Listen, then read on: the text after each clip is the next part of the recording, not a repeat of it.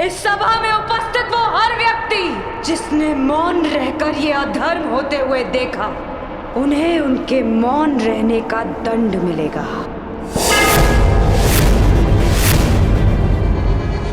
श्राप है ये अग्निसुता द्रौपदी का।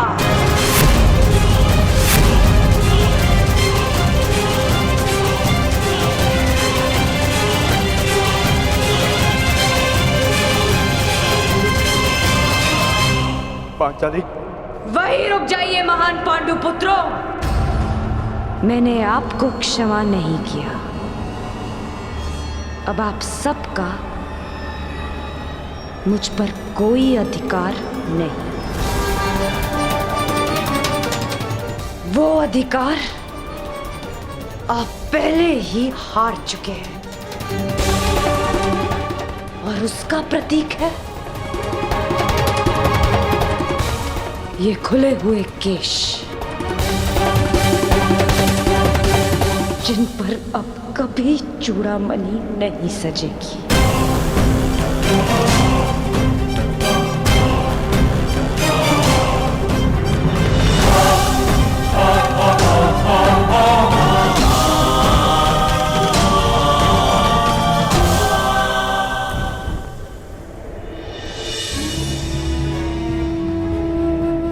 अपना जीवन दांव पर लगाकर स्त्री संतान को जन्म देती है। पुत्र के जन्म में अपना नया जीवन खोजती है। पीड़ा के उन पलों में भी उसकी आंखों में दुख के अश्रु नहीं होते। मुख पर प्रसन्नता, मन में संतोष होता है। और बदले में हम पुरुष उसे क्या देते हैं? पुरुष के किए गए हर कार्य का दंड अंततः स्त्री को भुगतना पड़ता है। क्यों? राम को दंड देने के लिए सीता का हरण होता है। सीता को ही अग्नि परीक्षा क्यों देनी होती है? युद्ध पुरुष करता है और पराजित स्त्री होती है। वीर गति पाकर पुरुष स्वर्ग भोगता है और विधवा होकर स्त्री नरक भोगती है। क्यों? क्यों पुरुष का अहंकार जगता है और स्त्री की स्वतंत्रता को सुला दिया जाता है? जुए में, मदिरा के मद में धन पुरुष खोता है और भूख स्त्री के भाग्य में आती है। क्यों? विवाह के पश्चात स्त्री सौभाग्यवती बनकर घर में आती है और उसके मस्तक पर सिंदूर के रूप में उसके पति की दासी होने का चिन्ह लगा दिया जाता है। अपनी इच्छा से 100 पत्नियां रखने वालों को पराक्रमी समझा जाता है और दुर्भाग्यवश एक से अधिक विवाह करने वाली महिला को वैश्या कहकर पुकारा जाता है। क्यों? पुरुष असफल होकर संसार का त्याग करता है और अपना घर संसार चलाने के लिए स्त्री को संघर्ष करना पड़ता है। क्यों हम पुरुषों के हर दुष्कर्म का फल स्त्री को भुगतना पड़ता है? जो जीवन देती है उसका अधिकार तो केवल आनंद, प्रसन्नता और सम्मान होना चाहिए। फिर उसका चीरहरण क्यों होता है? स्मरण रखना, जब तक स्त्री को मान, सम्मान और अधिकार मिलेंगे, ये सृष्टि फलेगी, फूलेगी, विकास होगा। और जब जब स्त्री का मान भंग होगा, जब जब उसका अभिमान पुरुष के दम तले कुचला जाएगा, तब विनाश होगा। हर बार एक नए रूप में एक महासंग्राम होगा, एक महाभारत होगा।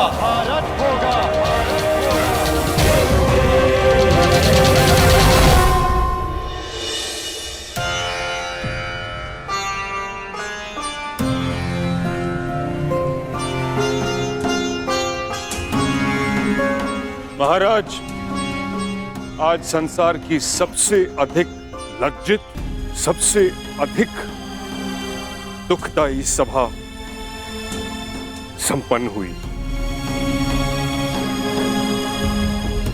अब आज्ञा दीजिए। नहीं है आज्ञा।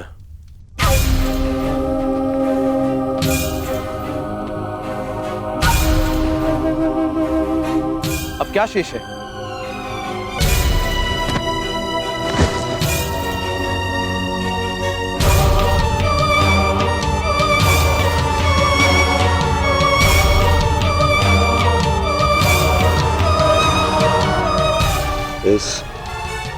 इस सभा को अभी अपने महाराज का पिंडदान देखना शेष है।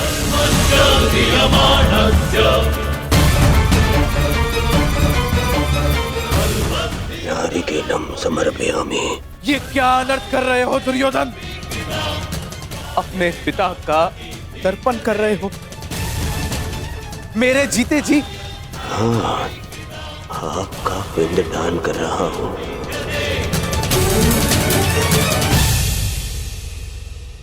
मैं आज से अनाथ हुआ पिताश्री। ये क्या मूर्खता है दुर्योधन?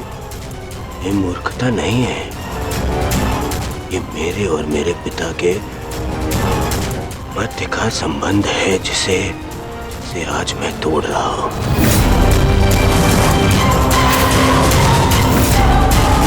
और आप इस संबंध से जुड़े हुए नहीं हैं, इसीलिए मौन रहिए पितामह। क्योंकि आज जो मेरे साथ हुआ उससे यही प्रतीत होता है कि मैं पिता विहीन हूं। एक पिता अपने संतान के लिए जीता है।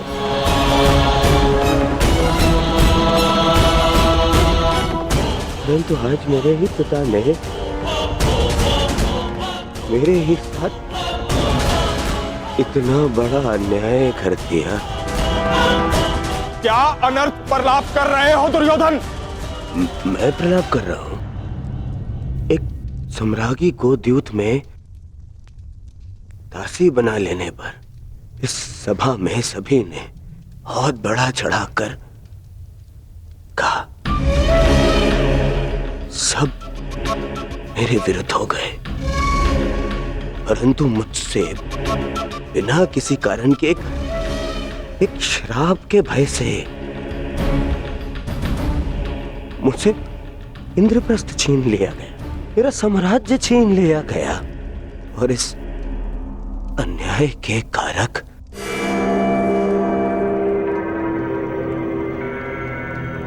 आप हैं पिता महाराज।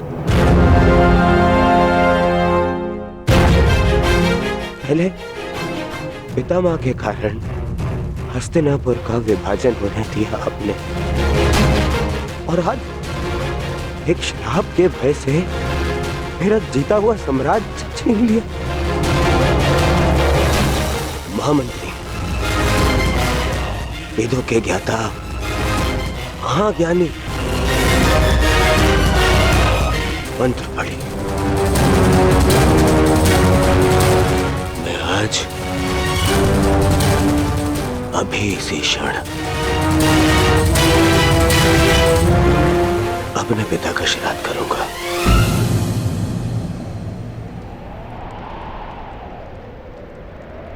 ऐसा मत कहो पुत्र, ऐसा मत कहो। मैं विवश हूं। मैं पांडवों का राज्य उन्हें लौटा चुका हूं पुत्र, परंतु ये श्राद्ध मैं सहन नहीं कर सकता पुत्र, सहन नहीं कर सकता। अब तुम्हारे त्राण के लिए मैं क्या करूं? आपके पुत्र को इस त्राण से बचाने के लिए और जीते जी आपको श्राद्ध से बचाने के लिए मेरे पास एक उपाय है महाराज।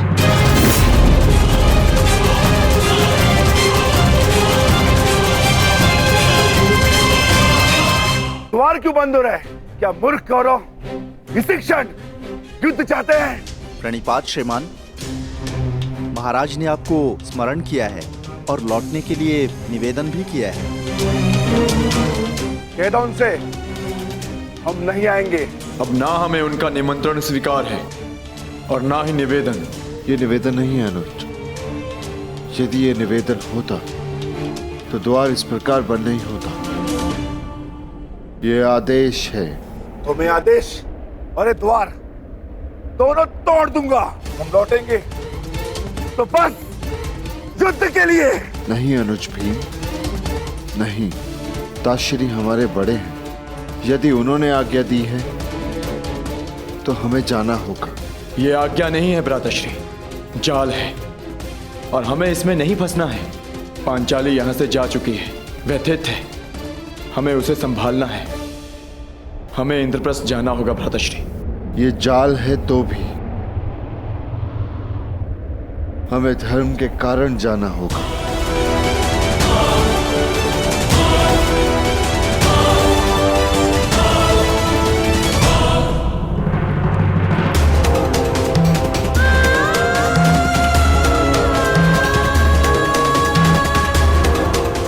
पुत्री, रुक जाओ। इस अनर्थ का दंड अवश्य दिया जाएगा कौरवों को। यदि मन में क्लेश हो तो मुझसे बात करो, तुम्हारा मन हल्का हो जाएगा, परंतु इस तरह स्वयं को मत जलाओ। पांचल, पुत्री वहीं रुक जाइए माताश्री। ये द्वार मेरे और आपके मध्य की सीमा है, इसे पार मत कीजिएगा।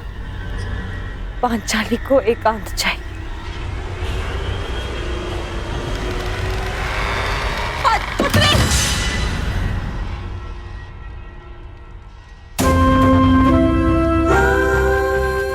लीजिए ज्येष्ठ आपका आदेश ना मानने वाली दासी। आओ दासी द्रौपदी, आकर मेरी टंगा में बैठो। आओ। वस्त्र हरण करो इस दासी का, जो हर 2 महीने में अपना पति बदले, जो स्त्री 5-5 के साथ शयन करे, उसे क्या कहा जाता है? बताओ कर्ण। शब्दकोश में 5-5 पुरुषों के साथ में संसर्ग करने वाली स्त्री को क्या कहते हैं? बोलो। वेश्या कहते हैं, वेश्या कहते हैं, वेश्या कहते हैं, वेश्या कहते हैं, वेश्या कहते हैं।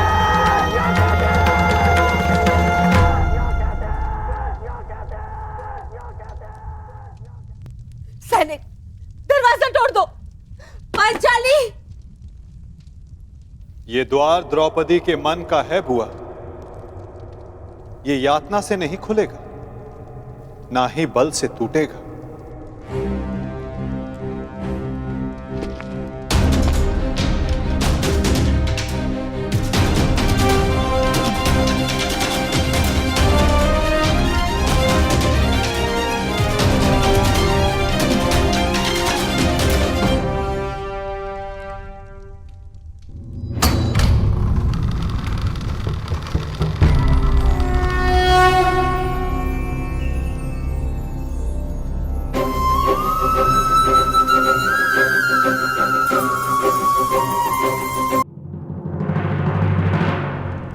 सखी,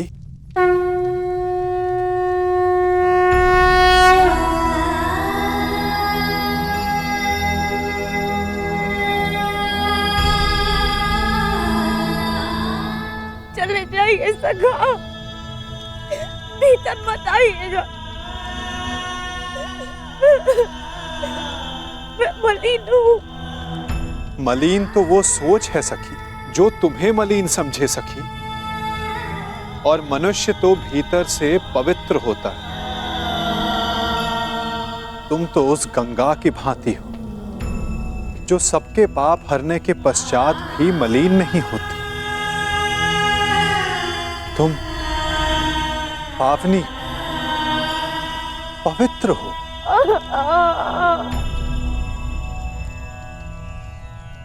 चले जाइए केशव।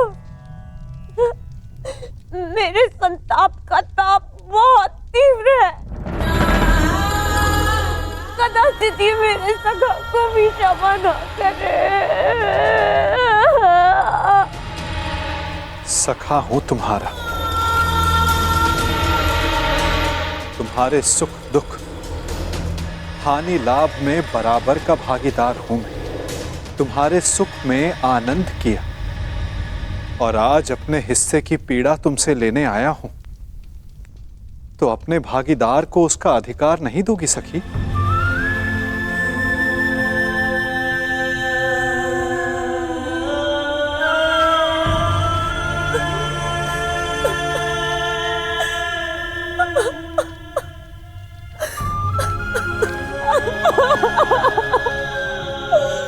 क्यों सखा?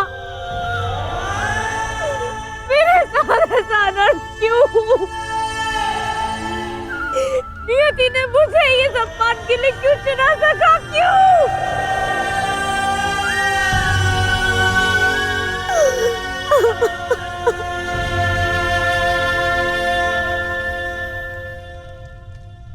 क्यों? ये क्यों बड़ा भयानक होता है सखी? क्योंकि हम इस क्यों के उत्तर को खोजते रह जाते हैं और अपना लक्ष्य खो बैठते हैं।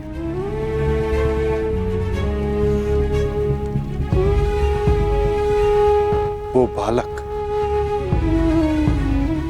जिसने जन्म लेते ही अपने माता पिता को खो दिया,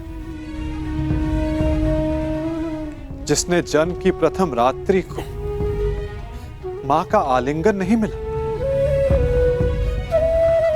ज्वार खाती यमुना का आलिंगन मिला। यदि वो बालक नियति से इस क्यों का उत्तर मांगता, तो क्या मथुरा और गोकुल की नियति को बदल पाता?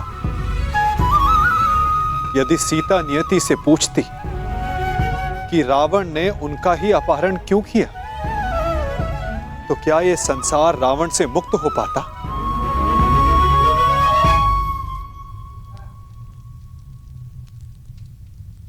जो कल बीत गया सखी, यदि उसका दुख वर्तमान में मनाओगी तो अपने भविष्य को खो बैठोगी।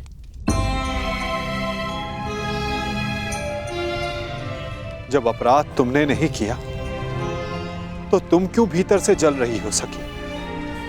उन्हें जलने दो जिन्होंने ये पाप किया है। तो मार्ग बताइए सखा। मन में धधकती इस अग्नि को शांत करने का मार्ग दिखाइए केशव। क्षमा कर दो, क्षमा कर दो सखी। मन में प्रतिशोध नहीं, न्याय का विश्वास जगाओ। जब तक मन में प्रतिशोध रहे तब तक न्याय को आने का मार्ग नहीं मिलेगा सखी। क्या प्रतिशोध लेना न्याय नहीं है सखा?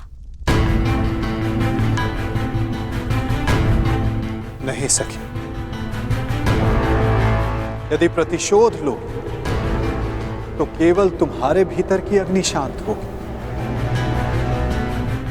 और यदि न्याय के लिए संघर्ष की अग्नि जलाओगी तो दुर्योधन जैसे हर पापी की सोच को भस्म कर पाओगी। तो बोलो सखी, प्रतिशोध लेना है या न्याय स्वीकार है?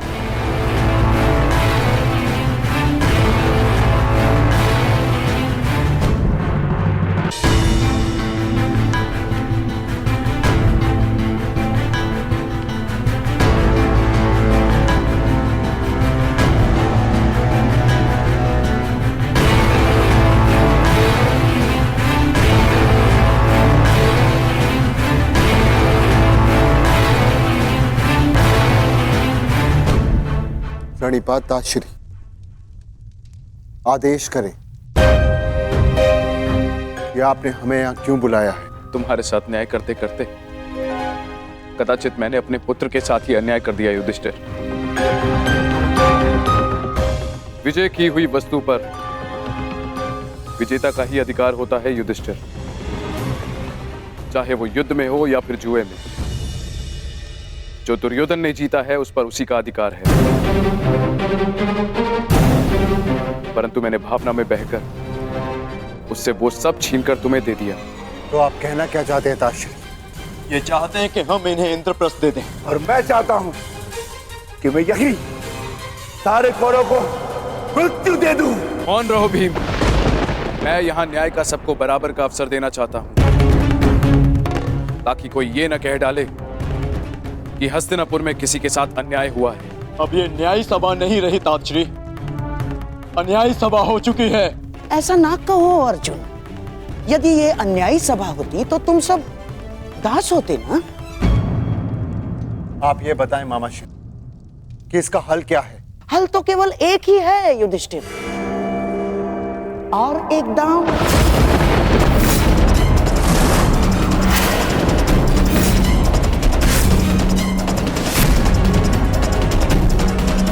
घबराओ मत पुत्रों, इस बार न राज्य दांव पर लगेगा और ना ही सम्मान, परंतु इस बार जीतने वाला दूसरे के राज्य पर 13 वर्ष का अधिकारी होगा।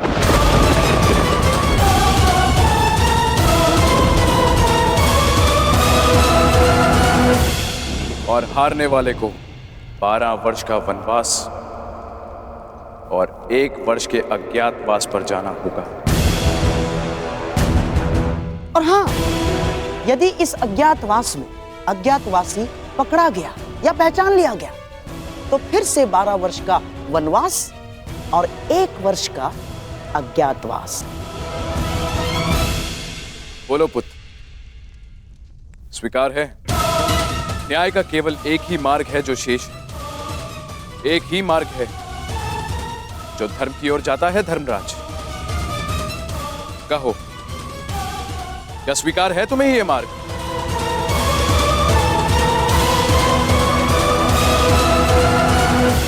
स्वीकार मत करना युधिष्ठिर,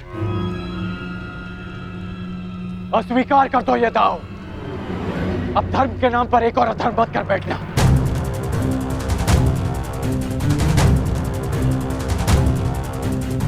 मौन मत रहो युधिष्ठिर, अन्यथा इतिहास तुम्हें कभी क्षमा नहीं करेगा। मत खेलना ये दांव।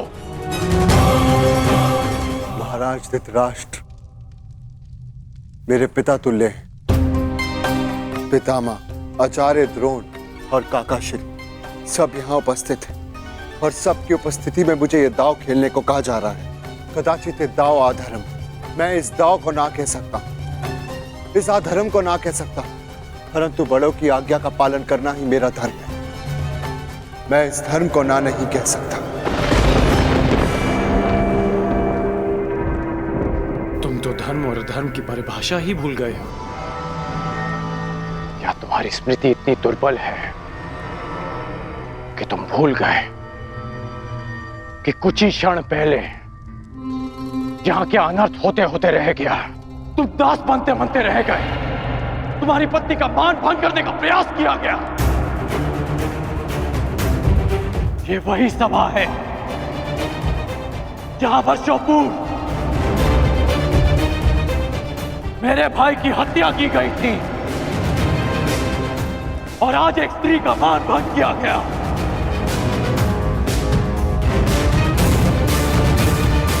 और तुम इस सभा में धर्म की बात कर रहे हो। मैंने पहली बार जीवन में किसी से हाथ जोड़कर प्रार्थना की थी। मैंने तुमसे प्रार्थना की थी युधिष्ठिर। स्मरण है या भूल गए? राजकुमार युधिष्ठिर, आपका अवश्य यही सुझाव होगा। मुझे कुछ भी कहने का अधिकार नहीं कर्ण महोदय। मैंने दोबारा तुमसे प्रार्थना की। मेरा निवेदन मानिए, इस निमंत्रण को स्वीकार मत कीजिए, क्योंकि मुझे संदेह है ये निमंत्रण आपके सम्मान के लिए नहीं, उस अपमान के प्रतिकार के लिए भेज रहे हैं।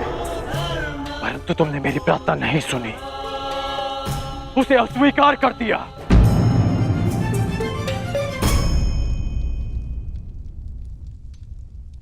मैं अंतिम बार तुमसे प्रार्थना कर रहा हूं, ये दांव मत खेलना। यदि तुमने मेरी ये प्रार्थना भी अस्वीकार कर दी तो इतिहास का तो पता नहीं, परंतु मैं तुम्हें कभी क्षमा नहीं करूंगा। तुम्हारे लिए मेरी घृणा और भी बढ़ जाएगी युधिष्ठिर। ऐसी मूर्खता मत करना। मेरे धर्म के मार्ग पर ना ही मुझे किसी की क्षमा की चाह और ना ही किसी के घृणा का भय। और इस समय मुझे लगता है कि ताशरी को अन्याय से बचाने के लिए ये खेल खेलना ही मेरे लिए धर्म है।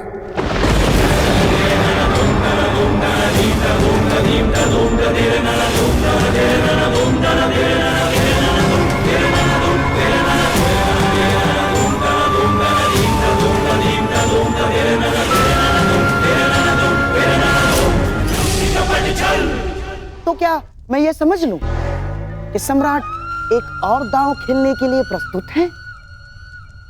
अस्वीकार कर दो पुत्र। पासों को छूना भी मत पुत्र। नहीं नहीं पुत्र।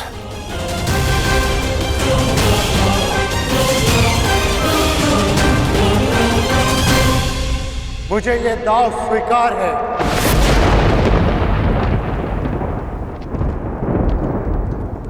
प्रत्येक पापी को दंड भुगतना होगा। वो जिसने लालच के लिए छल किया और वो भी जिसने अधर्म को धर्म मानकर उसका पालन किया। प्रत्येक को अपने कर्मों का फल भुगतना होगा।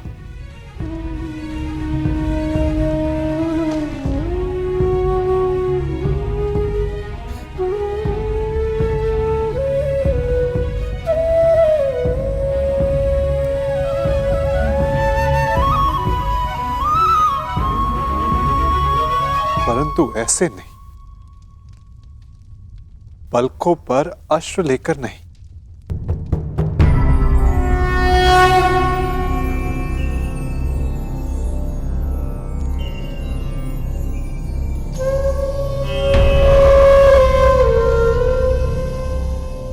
तुम्हारा जन्म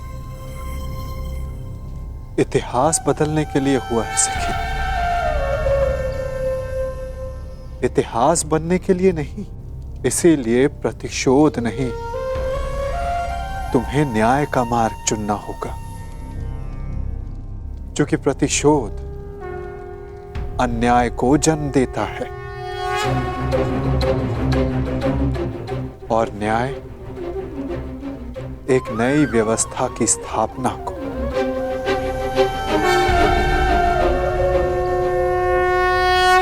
लीजिए सम्राट, आपके लिए खेल प्रस्तुत हैं।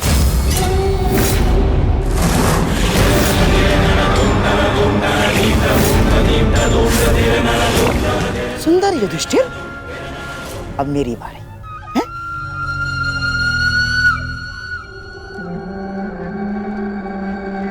पांडवों के वनवास जाने पर उत्सव मनाने की तैयारी शुरू कर दो।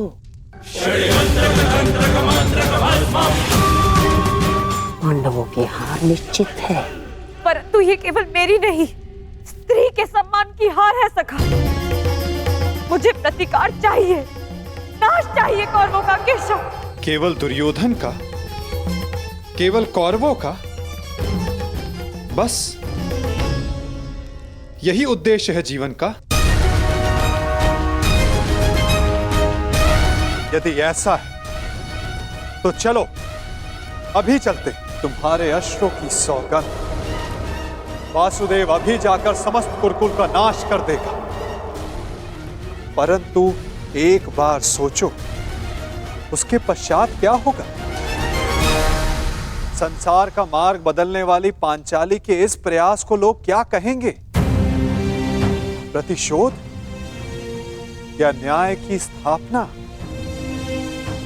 तुम्हें प्रत्येक स्त्री के मान के लिए न्याय व्यवस्था की स्थापना करनी है सखी।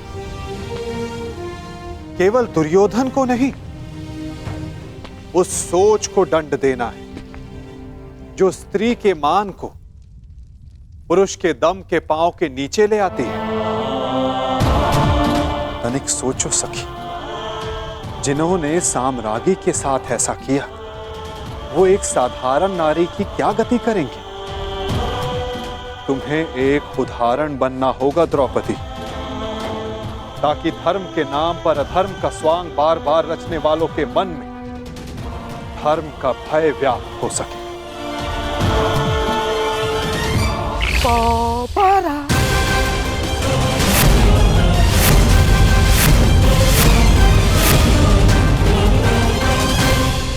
बधाई हो मेरे होने वाले सम्राट। दोबारा आ गए। पांडव दोबारा आ गए। सम्राट युधिष्ठिर, पांचाली को दासी बनने से तो तुमने बचा लिया, परंतु स्वयं को वनवासी होने से नहीं बचा पाए। वन में जाने को प्रस्तुत हो जाओ महान पांडु पुत्रों। और हाँ, स्मरण रखना, इस पूरे अवधि में ना ही तुम किसी से संधि करोगे और ना ही किसी मित्र राज्य में रहोगे। और हाँ, यदि 1 वर्ष के अज्ञातवास में पकड़े गए या पहचान लिए गए तो फिर से दोहराया जाएगा। दुर्योधन, ऐसा प्रतीत होता है कि इनका जीवन वन में ही कटना लिखा है। अब तुम ही बताओ, जन्म वन में लिया, विवाह वन में किया, और अब काल का सामना भी कदाचित वन में ही करोगे।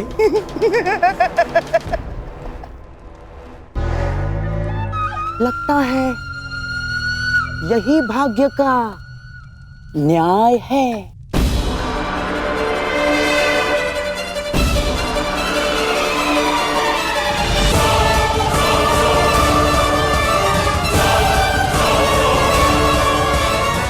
काल का सामना आप करेंगे मामा श्री, क्योंकि इस अन्याय का प्रतिशोध हम लेंगे, न्याय लेंगे हम। तुम्हें न्याय मिलेगा। प्रत्येक पापी को उसके किए अधर्म का दंड मिलेगा। प्रत्येक के कर्मों का फल उस तक लौट कर आएगा सखी। 13 वर्ष पश्चात हम फिर लौटेंगे, और इस बार आज्ञा नहीं, हम अपना अधिकार लेंगे। और जो कुछ इस द्यूतभूमि में हुआ है, उसका प्रतिकार हम युद्ध भूमि में लेंगे। मैं प्रतिज्ञा लेता हूं कि पांचाली के अपमान पर अट्टहास करने वाले इन 100 कौरवों को मैं अपने इन हाथों से यमलोक भेज दूंगा।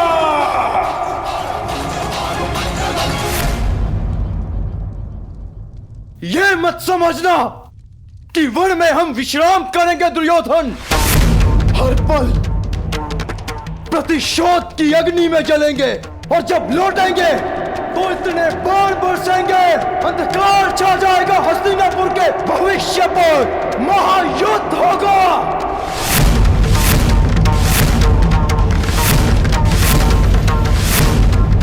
बात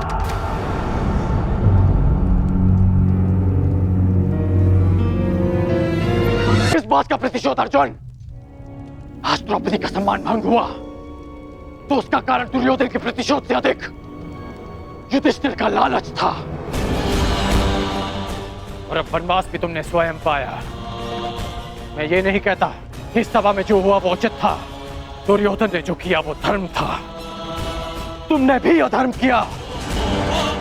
तुम्हारे साथ जो हुआ उसका कारण तुम्हारा मिथ्या धर्म है, तुम्हारा लालच है। तुम्हें लगा कि एक बार और युद्ध खेलकर कौरवों को सदा के लिए वन में भेज दोगे।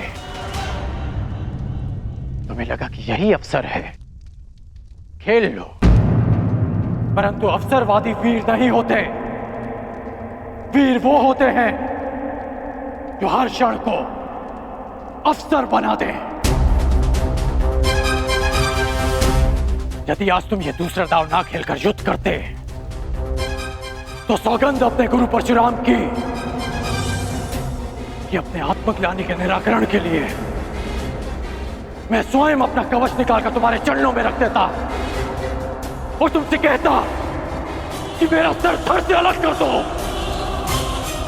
परंतु तुम सब कायर हो। तुमने युद्ध चुना, युद्ध नहीं। द्रौपदी का मान भंग करने के उत्तरदायी तुम पांचों भाई हो। जब देखो नियम और धर्म का बखान करने वाले जानते भी हो कि नियम और धर्म क्या है। नियम और धर्म वो होते हैं जो समाज और मनुष्य के कल्याण के लिए होते हैं,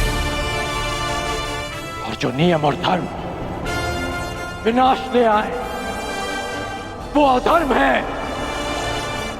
और इस बार ये अधर्म तुम सब ने किया है। धर्म और अधर्म का निर्णय इस सभा में नहीं होगा कर्ण। बीतने दो 13 वर्ष, उसके पश्चात होगा यह निर्णय। उन 13 वर्षों के पश्चात कर्ण युद्ध भूमि में तुम्हें सबसे आगे खड़ा मिलेगा। तुम भाई जिसे धर्म युद्ध कहते हो, मैं उसे तुम जैसे धर्म को ना समझने वालों के विरुद्ध महायुद्ध कहता हूं। ये युद्ध प्रतिशोध के लिए नहीं होगा, ये धर्म युद्ध होगा। धर्म और न्याय की स्थापना के लिए होगा, साधुओं के परित्राण के लिए, दुष्कर्मियों के नाश के लिए होगा। जब खेत में खरपतवार इतनी बढ़ जाए कि रोकी ना जा सके तो उसे जलाकर भस्म कर दिया जाता है, ताकि उसकी भस्म की नींव पर नई फसल जन्म ले सके। एक नए संसार के लिए, एक नई व्यवस्था की स्थापना के लिए, सुनहरे भविष्य के लिए, कलंकित वर्तमान के विरुद्ध युद्ध होगा। इस सृष्टि का सबसे बड़ा युद्ध होगा।